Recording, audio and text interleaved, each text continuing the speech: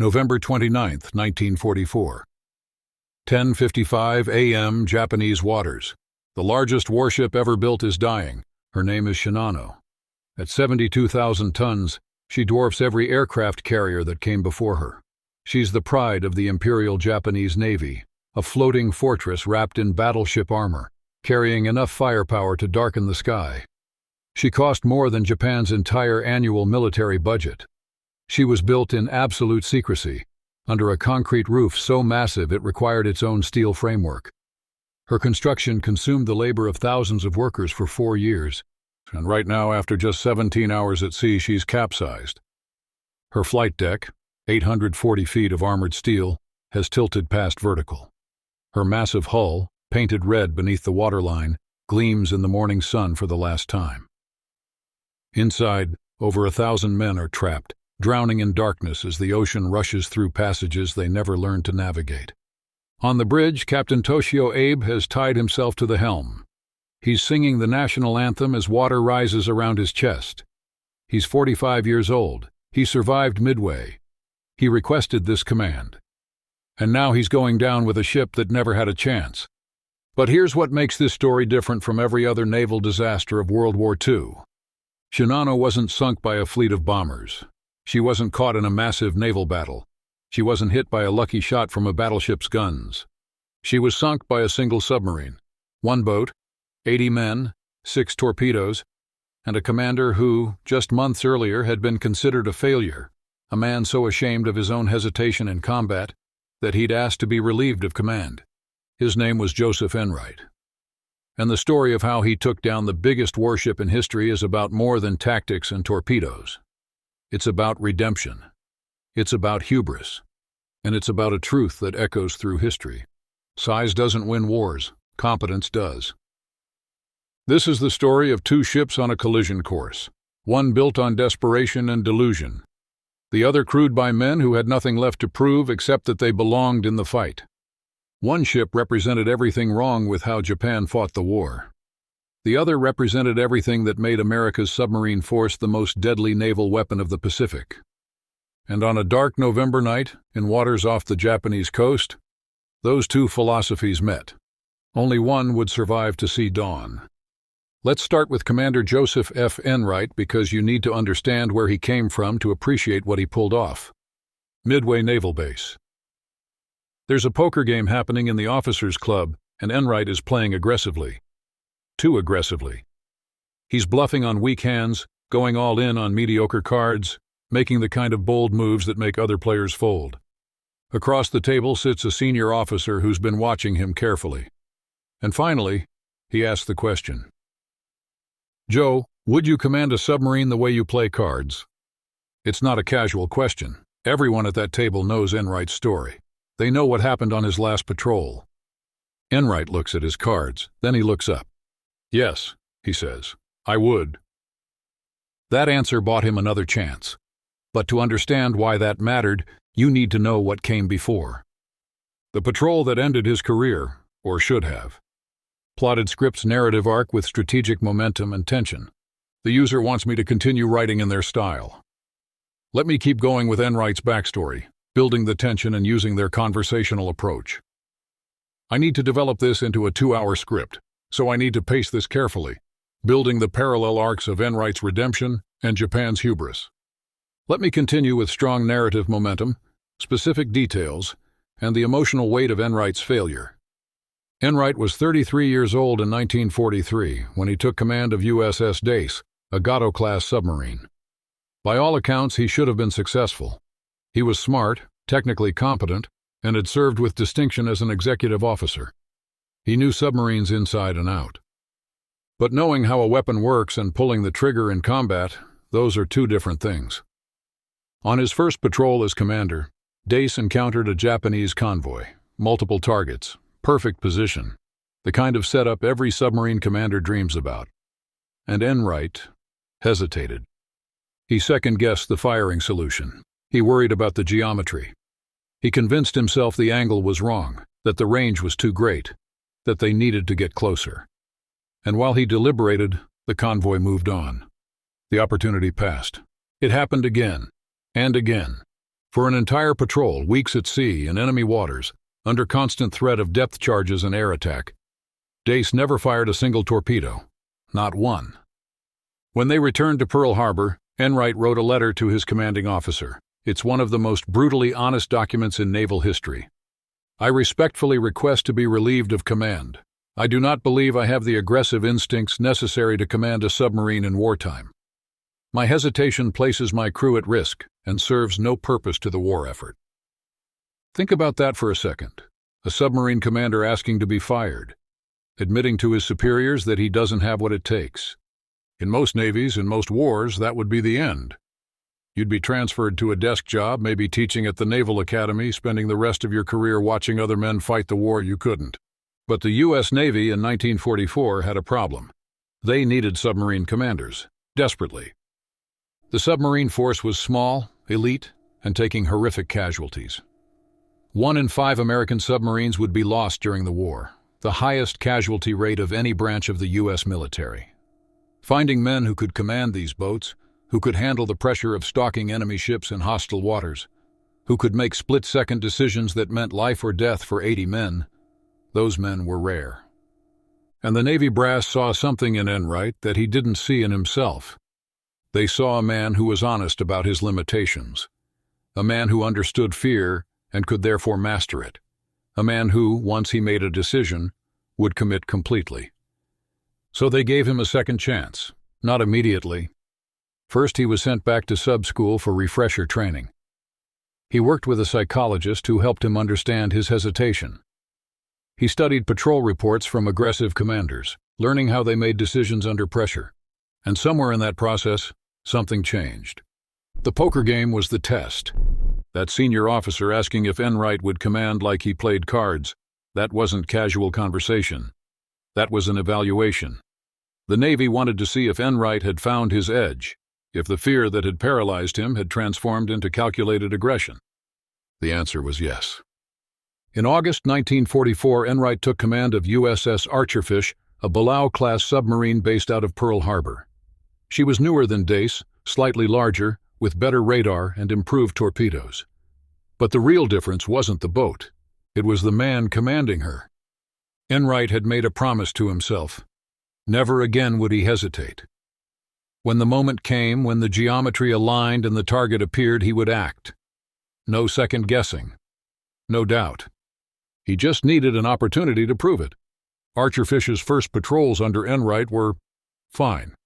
They sank a cargo ship, damaged another. Standard submarine warfare, the slow grinding campaign that was strangling Japan's war effort. American submarines were destroying Japanese merchant shipping faster than it could be replaced, cutting off oil from the East Indies, food from the Pacific Islands, raw materials from the mainland. It was effective, but it wasn't redemption. Enright needed something more. He needed to prove, to himself and to everyone who knew his story, that when it mattered most, when the stakes were highest and the pressure was greatest, he wouldn't flinch. By November 1944, Archerfish had been assigned to what submariners called lifeguard duty, positioning near Japan to rescue downed American bomber crews. It was important work, but not exactly glorious. You sat on station, surfaced at night to recharge batteries, and waited for a radio call that might never come. On the night of November 28th, the bomber raid was canceled due to weather. Archerfish was released to patrol freely, and that's when the radar operator picked up a contact. Bearing 020, range 12 miles, large contact, moving southwest at approximately 20 knots. Enright was on the bridge instantly. It was 8:48 p.m. The night was dark, with just enough moonlight to make out shapes on the horizon. He raised his binoculars and saw it, a massive silhouette, larger than anything he'd seen before. And around it smaller shapes, destroyers, running escort. This was no cargo ship. Enright's executive officer, Lieutenant Commander Robert Bobzinski, came up beside him. "Looks like a carrier," Bobzinski said quietly. Enright nodded. His mind was already working through the geometry. The target was making 20 knots. Archerfish could do 19 knots on the surface. Technically, they couldn't catch her in a straight chase. But ships don't move in straight lines when they're worried about submarines. They zigzag, turning back and forth to make themselves harder targets, and every turn costs speed and distance. If Enright could anticipate the pattern, cut the corners, stay just close enough to track her, he might get a shot. It was a gamble. A long chase that might end with nothing. The destroyers might detect them. They might lose contact. They might burn all their fuel chasing a target they'd never catch. But here's the thing. Enright had learned to trust his instincts. "Battle stations," he ordered. "We're going after her." For the next 6 hours, Archerfish pursued. The submarine ran on the surface, her 4 diesel engines screaming at maximum power. Down in the engine rooms, temperatures climbed past 120 degrees. Men worked in rotating shifts, stumbling topside every 20 minutes to gulp fresh air before diving back into the heat. The geometry was brutal. Every time the target zigged away, opening the distance, Enright would cut across the turn, closing it again. It required constant calculation, plotting the target's course, speed, and timing, then positioning Archerfish to intercept. One mistake and they'd lose contact forever. And all the while, those destroyers were out there, hunting. Their radar was sweeping the waters. Their sonar was pinging. One detection, one lucky spot by a lookout, and Archerfish would be fighting for her life under a barrage of depth charges. Bobzinski kept updating the plot. "She's following a standard zigzag pattern. If we maintain this heading, we'll close to firing range in approximately 4 hours. 4 hours. Half a night. Chasing a target they could barely see, across open ocean, with enemy warships actively hunting them. Enright stood on the bridge, one hand on the periscope housing, the other fingering a rosary in his pocket. He was Catholic, not outwardly religious, but in moments like this, when responsibility weighed heavy and the margin for error was microscopic, he found comfort in that string of beads. Around 2 a.m., everything almost fell apart. Isokazi, the lead destroyer, spotted something. Maybe a periscope, maybe a wave, maybe nothing. Without orders, her captain gunned the engines and charged directly at Archerfish's position. "High-speed screws approaching," the sonar operator shouted. "Destroyer bearing 340, closing fast." Enright had maybe 10 seconds to decide. Crash dive and probably lose the target forever? Or hold his depth and pray they weren't spotted? This was the moment. The exact kind of decision that had paralyzed him on Dace. The moment where hesitation meant failure. "Take her down to 150 feet, Enright ordered, his voice completely calm. "Maintain course." Silent running. It was a compromise. Shallow enough to resurface quickly, but deep enough to disappear from visual contact. Archerfish slipped beneath the surface just as the destroyer roared overhead. Her screws thundered through the water, deafening inside the submarine's hull. Every man held his breath, waiting for the splash of depth charges. But none came. The destroyer had lost contact, and more importantly, she'd violated her own captain's orders to stay with the main formation. A sharp radio signal from the carrier ordered Isokazi back to her screening position. The instant the destroyer turned away, Enright brought Archerfish back up. The target was still there, still on course, still within reach. "Resume pursuit," Enright said quietly. "Stay with her."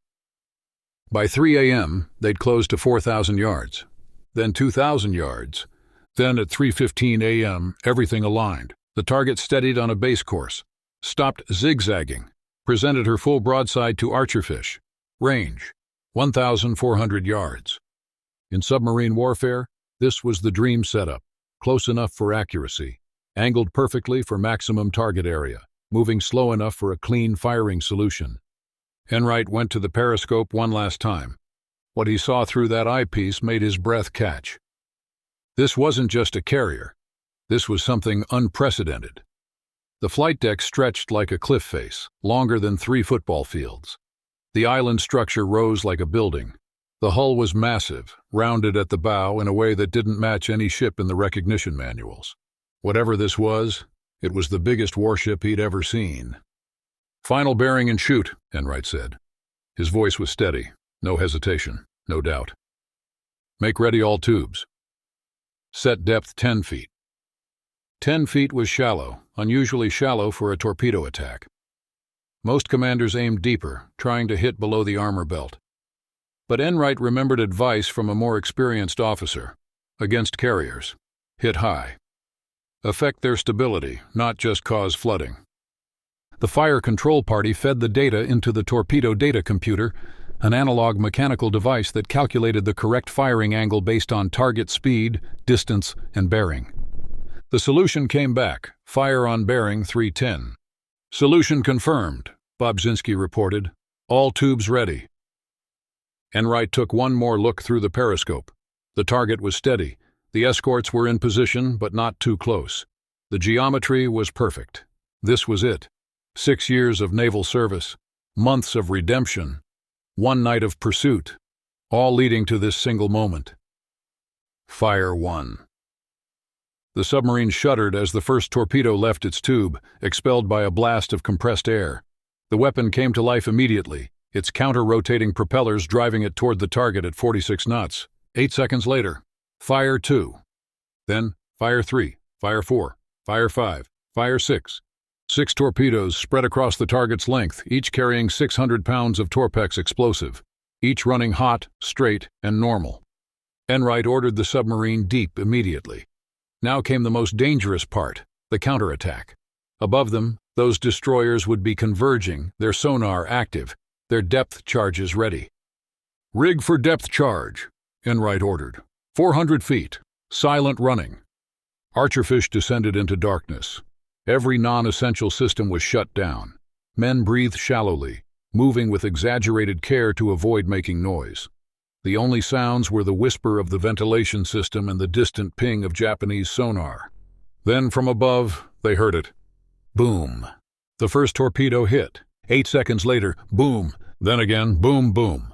4 massive explosions in rapid succession, each one transmitted through the water with enough force to shake Archerfish's hull. 4 hits. 4 torpedoes had found their mark. In the control room, men looked at each other with expressions of shocked triumph.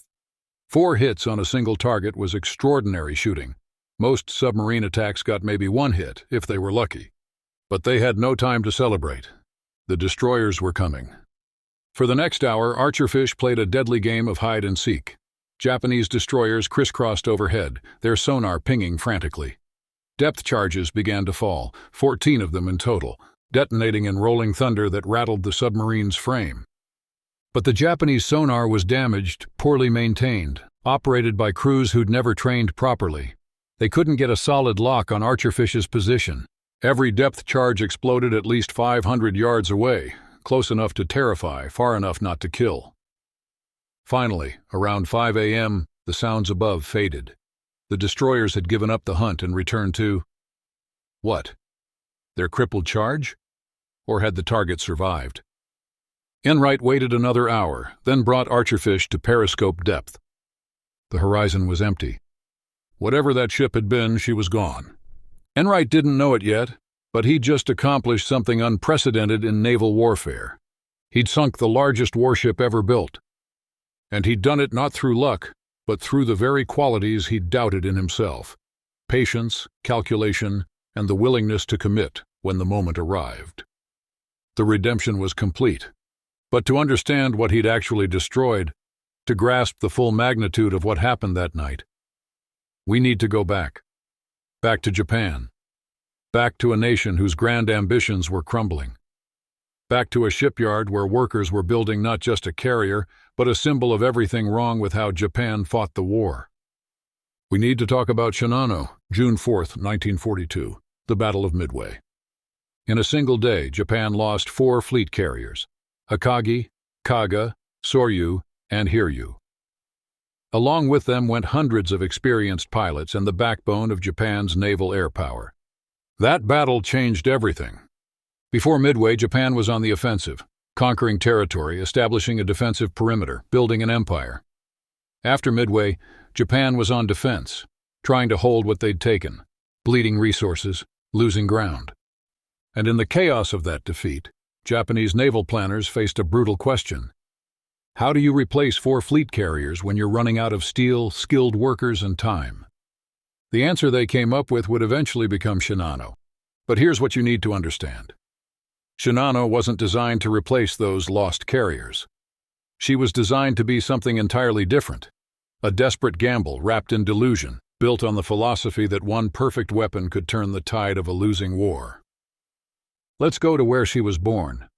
Yokosuka Naval Arsenal, Japan's premier shipyard. 1940, the Yamato Dream. When Shinano's keel was first laid down, she wasn't meant to be a carrier at all. She was designed as the third Yamato-class battleship, a sister to Yamato and Musashi, the largest, most powerful battleships ever conceived. The Yamato class represented pure Japanese naval philosophy, quality over quantity. Japan knew they couldn't match American industrial capacity. American shipyards could build 2 ships for every one Japan produced. American factories could replace losses in months that would take Japan years.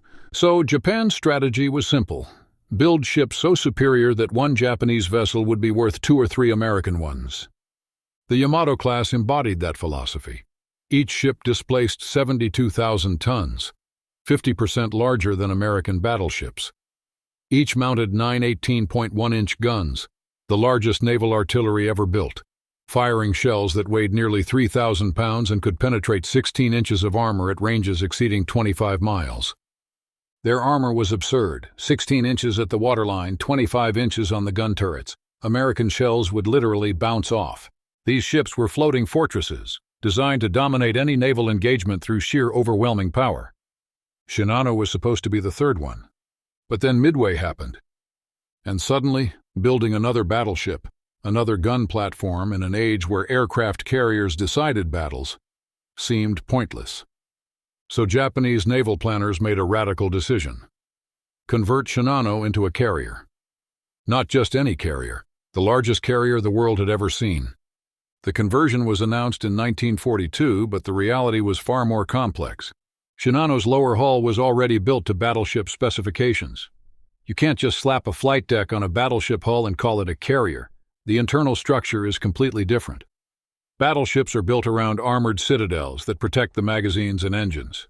Carriers need huge open hangar spaces, aircraft elevators, fuel storage, and avgas distribution systems. The conversion required gutting Shinano's interior while keeping the armored hull. It was like building a new ship inside the frame of an old one. And it took 4 years. 4 years during which Japan's situation grew progressively worse. By 1943, American submarines were destroying Japanese merchant shipping at catastrophic rates. Oil tankers from the East Indies weren't making it to Japan. Food shipments were being sunk. Raw materials couldn't reach factories. By 1944, American forces had taken the Marianas, putting B-29 bombers within range of Japan's home islands. Tokyo was burning under firebomb raids. Industrial production was collapsing, and still Shinano was under construction. The secrecy around her was unprecedented. The Japanese Navy, terrified that American bombers would destroy her before completion, took extraordinary measures. The dry dock where she was being built was enclosed under a massive concrete roof, turning the construction site into the world's largest covered workshop. This roof, supported by enormous steel girders, completely hid the ship from aerial reconnaissance. Workers were confined to the shipyard. They lived in barracks on site, forbidden from leaving or communicating with the outside world. Military police patrolled the perimeter. The penalty for revealing anything about the project was prison or worse. Even within the Imperial Navy, knowledge was restricted. Only a handful of senior officers knew Shinano's specifications.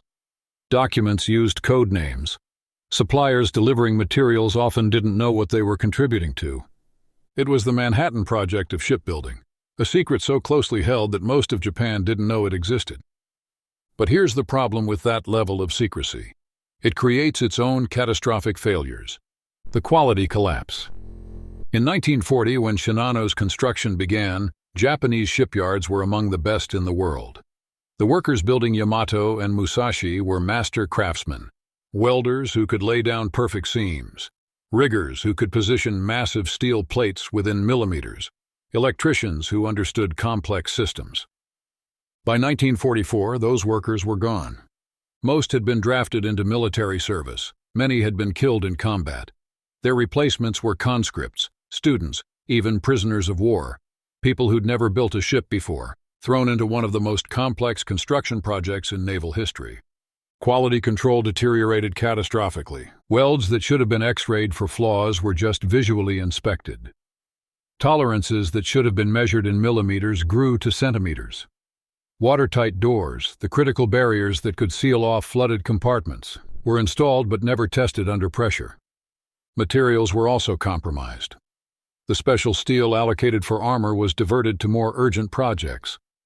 When supplies ran out, inferior substitutes were used. Electrical wiring, much of it imported before the war, was now irreplaceable. When stocks depleted, workers improvised with whatever they could find. Systems that should have been redundant became single points of failure. And the pressure to complete Shinano was relentless. Tokyo demanded she be ready by November 1944. Work continued 24/7. Men collapsed from exhaustion and were carried away, immediately replaced by others. In summer, temperatures inside the covered dock exceeded 120 degrees. In winter, workers' hands went numb from cold. Accidents increased. Men fell from scaffolding, were crushed by moving steel plates, overcome by welding fumes. Each death was hushed up, the war effort deemed more important than individual lives. But the biggest problem wasn't the workers or the materials. It was the fundamental design flaw in Japan's entire strategy. Let me explain what Shinano was supposed to do, because it reveals everything wrong with Japanese naval thinking in 1944. Shinano wasn't designed as a strike carrier. She wouldn't launch massive offensive air raids like American carriers. Instead, she was conceived as a support carrier, a floating fortress that could survive American air attacks, repair damaged aircraft, and serve as a mobile base for special attack weapons. Translation: she was built to carry suicide weapons. By 1944, Japan's strategic situation was so desperate that conventional warfare was no longer possible. They couldn't replace experienced pilots. The veterans who'd executed Pearl Harbor were mostly dead, and their replacements had less than 50 hours of flight time before being sent into combat. American pilots, by contrast, arrived with hundreds of hours of training. The result was aerial slaughter. Japanese aircraft were being shot down at ratios of 10-1, sometimes worse. So Japan pivoted to kamikaze tactics, the Oka rocket-powered suicide planes, and Shinyo explosive motorboats. The philosophy was simple. If one Japanese life could destroy an American ship, the math worked in Japan's favor. Shinano would be the arsenal for these weapons. Her hangars could accommodate 47 aircraft with storage for another 70 in crates. She'd replenish other carriers that had suffered losses, repair their aircraft, and serve as a floating base for suicide attacks. This wasn't a strategy born from strength. It was a strategy born from desperation, dressed up in the language of honor. And here's the most damning part. Japan's leaders knew it wouldn't work. They knew Shinano was being rushed. They knew her systems were incomplete. They knew her crew was untrained. But they needed the symbol. They needed to believe that one massive ship, one technological marvel, could somehow change the trajectory of a war they were losing. It's the same delusion that led them to build Yamato and Musashi. The belief that if they just built something big enough, powerful enough, impressive enough, it would matter. But wars aren't won by symbols. They're won by logistics, training, coordination, and industrial capacity. Everything Japan didn't have anymore. October 8, 1944, launch day. This should have been a moment of triumph. After 4 years of secret construction, Shinano was finally ready to touch water for the first time. The ceremony was elaborate. Shinto priests conducted purification rites. High-ranking naval officers arrived in dress uniforms. Workers, exhausted from years of labor, were given new clothes for the occasion. Bands played martial music. Flags flew everywhere. The plan was precise. Slowly flood dry dock number 6 through controlled valves. As water rose, Shinano would lift from her building blocks and float free, then be guided by tugs to a fitting-out pier. It was a procedure Yokosuka had performed hundreds of times. At 10:30 a.m., the order was given to begin flooding, and then everything went catastrophically wrong. The caisson gate, the massive steel barrier sealing the dry dock from Tokyo Bay, collapsed under pressure. Instead of a controlled flood, a tsunami of seawater burst inward with unstoppable force. Millions of gallons in seconds hitting Shinano like a wall. The 70,000-ton ship surged forward like a cork shot from a bottle, slamming into the dock's far wall with a grinding crash that shook the earth. Windows shattered a quarter-mile away. Mooring cables thick as a man's arm snapped like threads, whipping through the air with lethal force.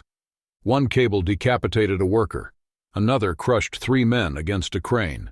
The great hull rebounded and swung sideways, her stern smashing into the dock's sidewall. She seesawed back and forth, a massive pendulum of destruction. Workers fled in panic. Some dove into churning water to escape. Others were swept away. The carefully choreographed ceremony became a disaster scene. When the water finally stabilized, the damage was surveyed. Miraculously, no fundamental structural damage to the ship. Her hull bore dents and scrapes, but her integrity remained. The human cost was different. 17 dead, 43 injured. Some bodies were never recovered. But perhaps the greatest damage was psychological. To Japanese sailors, ships possessed spirits, souls that needed to be properly honored. A ship whose launch was marked by disaster was considered cursed by the kami. The violent, uncontrolled launch was the worst possible omen. Word spread quickly through Yokosuka, then beyond. Whispers followed wherever Shinano's name was mentioned. She killed men before she even touched the sea. The ocean tried to reject her. The kami have turned their faces away. Captain Toshio Abe, newly appointed to command Shinano, tried to suppress the superstition. He gave speeches dismissing the accident as meaningless. Steel and engines have no spirit. Discipline and training win battles, not omens. But even as he spoke, he could see doubt in his men's eyes. Sailors are superstitious by nature. Many made private offerings at shrines, seeking protection against what they believed was a cursed ship. And the curse seemed real. The repairs were rushed. New plates welded over damage, bent fittings hammered straight. Paint covered the scars. But the schedule had slipped. The November deadline loomed even closer. Safety procedures, already compromised, were further reduced.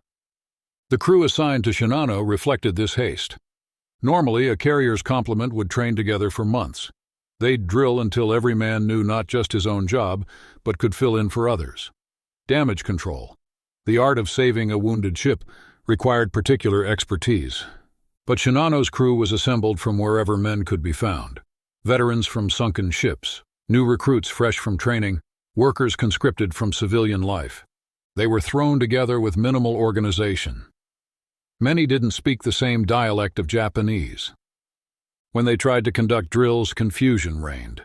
Men got lost in the maze of passages. Equipment was in wrong places. Orders were misunderstood.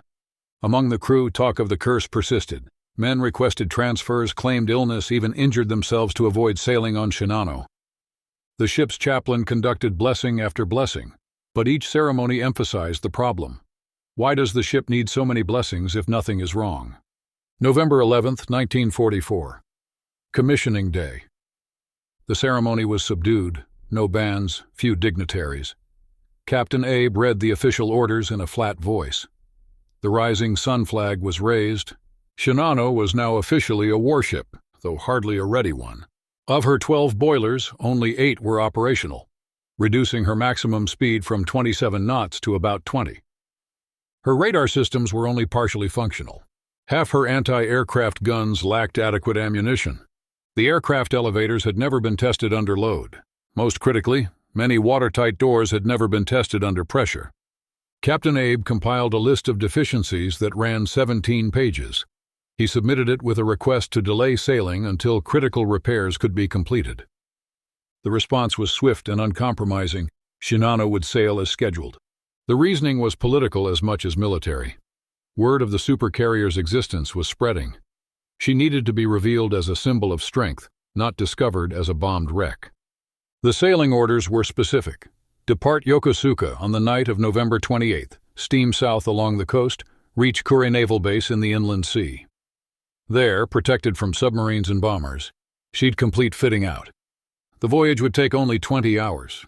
What could go wrong in 20 hours? Everything, as it turned out. But before we get to that night, before we watch Shinano steam toward her doom, we need to understand one more piece of the puzzle. the American submarine campaign that made Japanese waters a hunting ground. Because Archerfish wasn't alone out there. Let's talk about what made American submarines the most deadly naval weapon of the Pacific War. It wasn't technology. Japanese submarines were often more advanced, faster, deeper diving, with longer range. It wasn't bravery. Sailors on both sides showed extraordinary courage under impossible conditions. The difference was philosophy. Japan used submarines for fleet support, attacking warships, supporting invasions, serving as scouts. America used submarines for economic warfare, destroying everything that kept Japan's war machine running. By November 1944, American submarines had created what can only be described as a blockade zone around Japan. The waters that should have been Japan's protective moat had become a killing field. The numbers tell the story. In 1942, Japan lost 1.5 million tons of merchant shipping to submarines. In 1943, 2.5 million tons. In 1944, 3.9 million tons. By late 1944, Japan had lost more than half its merchant fleet. Oil tankers from the East Indies weren't making it home. Cargo ships carrying food, weapons, and raw materials were easy prey. The result was crippling. Factories slowed. Fuel ran short. Cities went hungry. And the submarines responsible operated with a level of coordination and aggression that Japan couldn't counter. They hunted in packs. 3 or 4 submarines would coordinate attacks on convoys. One boat would engage the escorts, drawing them away, while others moved in for the kill. They'd communicate by radio, sharing contact reports, positioning themselves across likely routes. They divided Japanese waters into patrol zones. Each boat had responsibility for its sector, but all reported contacts to coordinate interceptions. And they were aggressive. Early in the war, American submarine tactics had been cautious. Fire torpedoes from long range, dive deep, run away. But by 1944, that had changed. Commanders like Richard O'Kane, Dudley Morton, and Eugene Fluckey developed tactics that were borderline suicidal. Surface attacks at night, penetrating harbors, engaging escorts with deck guns. The submarine force attracted a specific type of officer, men who were technically brilliant, tactically creative, and willing to take calculated risks. Men like Joseph Enright, who'd learned from failure and emerged more dangerous because of it. By November 1944, dozens of American submarines operated in Japanese waters. They lurked off major ports. They patrolled shipping lanes. They waited near naval bases, watching for targets. Japanese sailors called them wolves of the deep, and they weren't wrong. The submarines had divided the waters around Japan into hunting zones. Archerfish's assigned patrol area was off the coast of Honshu, near Tokyo Bay, prime real estate for intercepting ships leaving Japan's most important naval facility. On the night of November 28th, when Shinano departed Yokosuka, there were at least 8 American submarines operating within 100 miles of her position. Most would never know she existed, but one would, and that single encounter would write the final chapter of the largest warship ever built.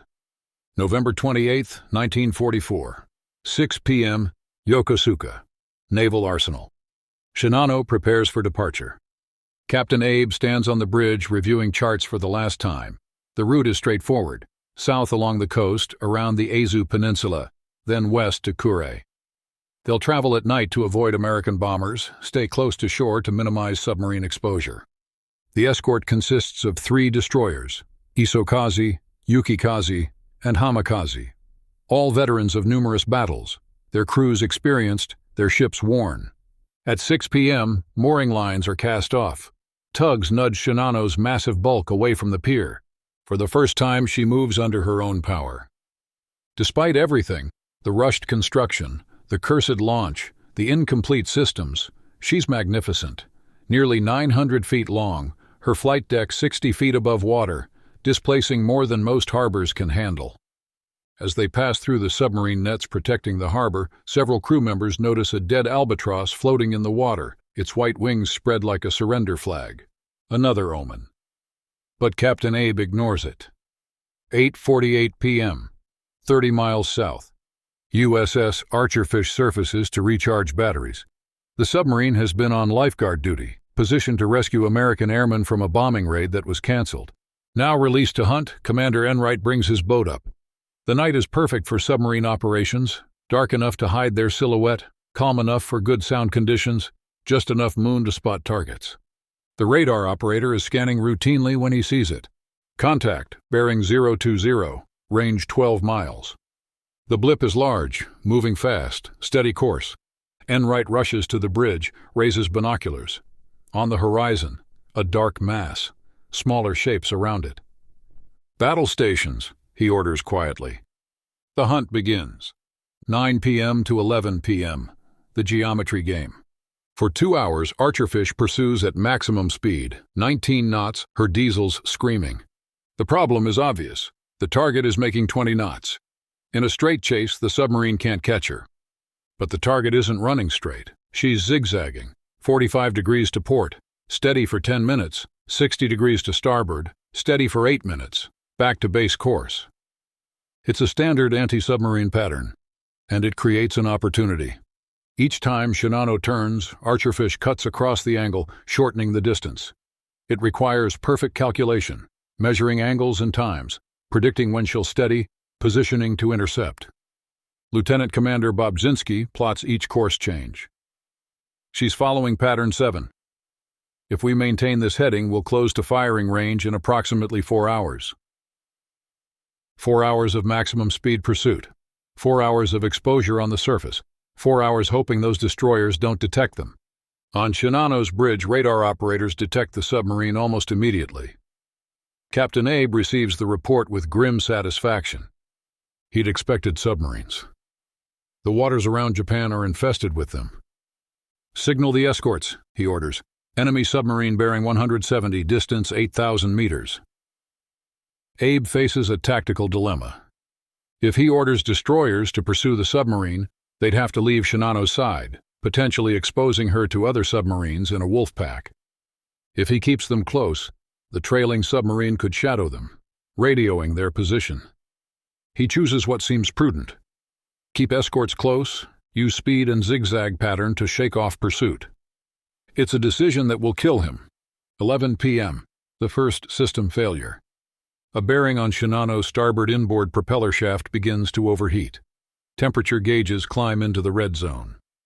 The engineering officer faces a terrible choice: continue running and risk catastrophic failure, or slow down.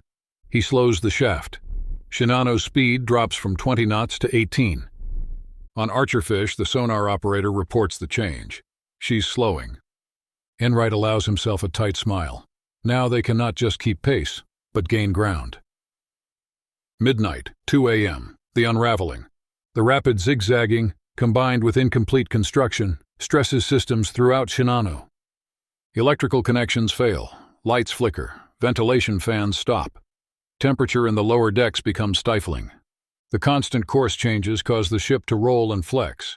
Seams that were inadequately welded begin to work open. Water accumulates in lower compartments. Pumps are started. Several fail immediately. They'd never been properly tested. Captain Abe receives report after report of mechanical issues, each minor in itself, but collectively painting a picture of a ship coming apart under stress. He reduces speed to 16 knots, moderates the zigzag pattern. It buys time, but it also makes Shinano an easier target. 2 a.m., the near miss. Isokazi's lookouts spot what they believe is a periscope off the starboard bow. Without waiting for orders, the destroyer's captain charges toward the contact at 35 knots. On Archerfish, the alarm sounds, "High-speed screws approaching. Destroyer bearing 340 closing fast." Enright orders a crash dive to 150 feet, shallow enough to resurface quickly. Rig for silent running, rig for depth charge. The destroyer passes directly overhead, her screws thundering.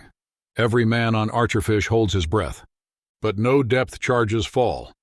Isokazi has lost contact, and she's violated Captain Abe's orders to maintain formation. A sharp signal orders her back. The moment the destroyer turns away, Enright brings Archerfish back up. Shinano is still there, still on course, now only 4,000 yards away. 3 a.m. to 3:15 a.m., the final approach. Archerfish closes steadily. 3,000 yards, 2,000 yards, 1,400 yards. Enright watches through the periscope as the geometry aligns. At 3:15 a.m., Shinano steadies on her base course. She's broadside to Archerfish. Range perfect. Speed steady. Final bearing and shoot. Enright orders. Make ready all tubes. In the forward torpedo room, 6 Mark 14 torpedoes are loaded. Each carries 600 pounds of Torpex explosive. Set depth 10 feet. The fire control party makes final calculations. Target speed, angle, distance, all fed into the torpedo data computer. Solution ready. Enright takes one last look through the periscope. The carrier fills his view, massive beyond anything he's seen. Her flight deck stretches like a cliff. Her island structure rises like a building. This is it, the moment that justifies everything. The failure on Dace, the months of training, the 6-hour chase. Fire 1. The submarine shudders as the first torpedo launches. Fire 2. 8-second intervals between shots. Fire 3, Fire 4, Fire 5, Fire 6. 6 death sentences racing through the water at 46 knots. Take her deep, 400 feet, rig for depth charge. Archerfish plunges toward the bottom. And above, in the darkness, 6 wakes draw straight lines toward Shinano's hull. 3:17 a.m. Impact. The first torpedo strikes at frame 104, near an aviation fuel tank. The explosion is tremendous, a column of water shooting higher than the flight deck. Shinano lurches to port. Before anyone can react, boom, the second hit.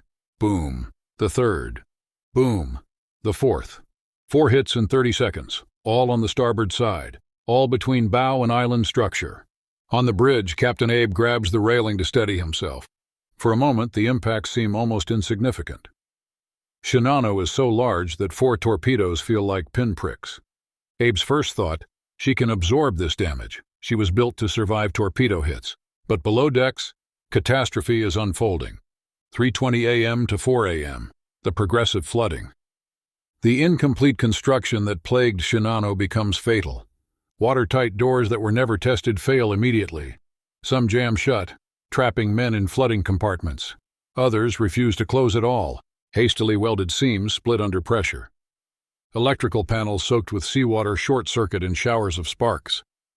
The damage control teams respond, but they're fighting a losing battle. The crew is never drilled together. Orders are confused, contradictory. Some teams rush to flood counterbalancing compartments on the port side to correct the list. Others try to pump out flooded areas. The 2 efforts work against each other. In the engine rooms, water rises rapidly. Engineers work in rising water, trying to maintain power to pumps. When water reaches electrical panels, explosions force them to retreat. One by one, the starboard engines fall silent. The list increases. 5 degrees, then 10, then 13. On the flight deck, aircraft and equipment begin to slide. Sailors form human chains trying to secure loose items, but it's futile. Captain Abe maintains rigid composure. He orders counter-flooding. He sets course for the nearest land, hoping to beach the ship. He dispatches messages. Shinano torpedoed. Position 32 degrees 0 minutes north, 137 degrees 0 minutes east, attempting to reach shore. But the reports from below are uniformly grim. Flooding out of control. Pumps can't keep pace. Half the crew doesn't know their damage control stations. The ship is dying. 4 a.m. to 8 a.m. The death spiral. The flooding spreads through doors, vents, cable runs, any opening. This is progressive flooding. Compartments that should be safe are filling.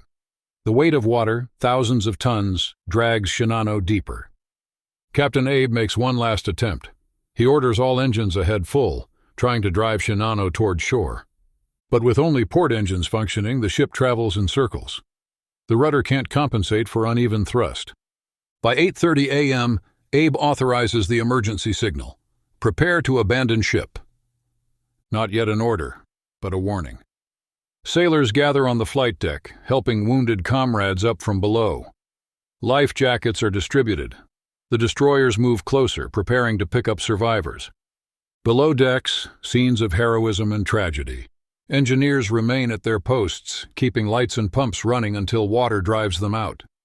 In one flooded compartment, 30 men are trapped behind a jammed hatch. Their hammering can be heard for an hour before it stops.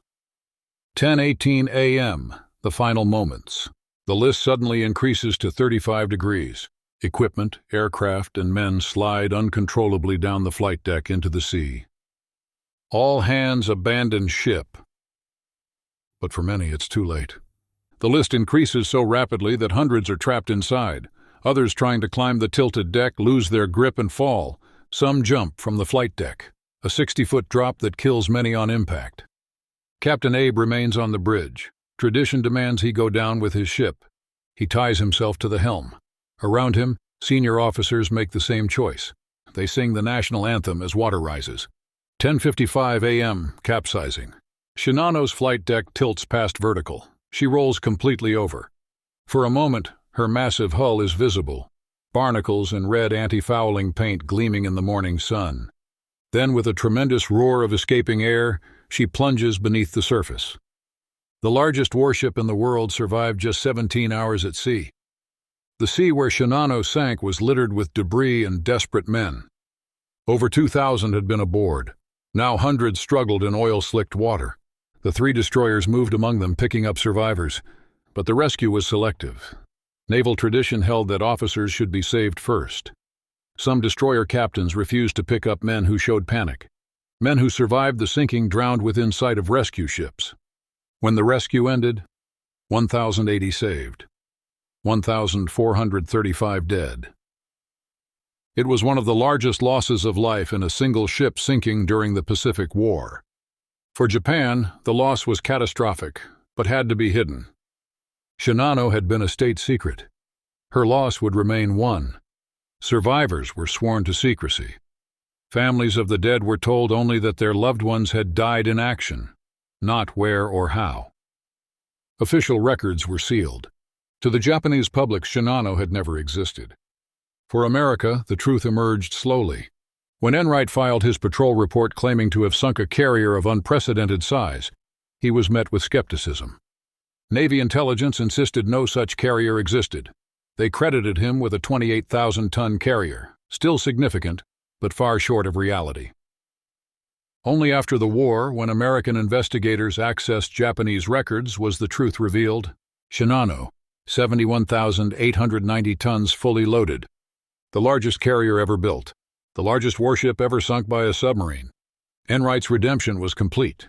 He received the Navy Cross. He went on to a successful naval career, retiring as Rear Admiral. But he rarely spoke about that night. When asked, he'd say simply, "We did our duty." The torpedoes worked. We were lucky. Those who knew him understood it meant everything. So what does this story actually teach us? It's not just history. It's not just another tale of warships and torpedoes. This is a story about hubris and humility. About grand ambitions undone by fundamental flaws. About how the smallest predator can fell the mightiest prey when conditions align. For Japan, Shinano represented the failure of the decisive weapon philosophy. Throughout the war, Japanese strategists sought single war-winning weapons, super battleships, divine wind attacks, miraculous carriers.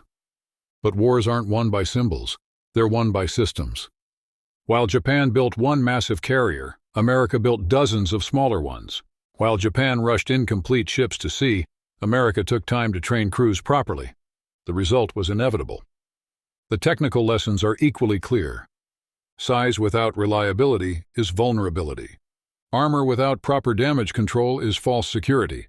A ship's strength lies not in steel, but in the training of her crew, the quality of her construction, the integrity of every weld and seal. Shinano failed not because her design was flawed, but because her execution was incomplete. For the submarine force, the sinking validated their war of attrition. Submarines, relatively cheap, crewed by fewer than 100 men, could destroy capital ships worth thousands of times their cost.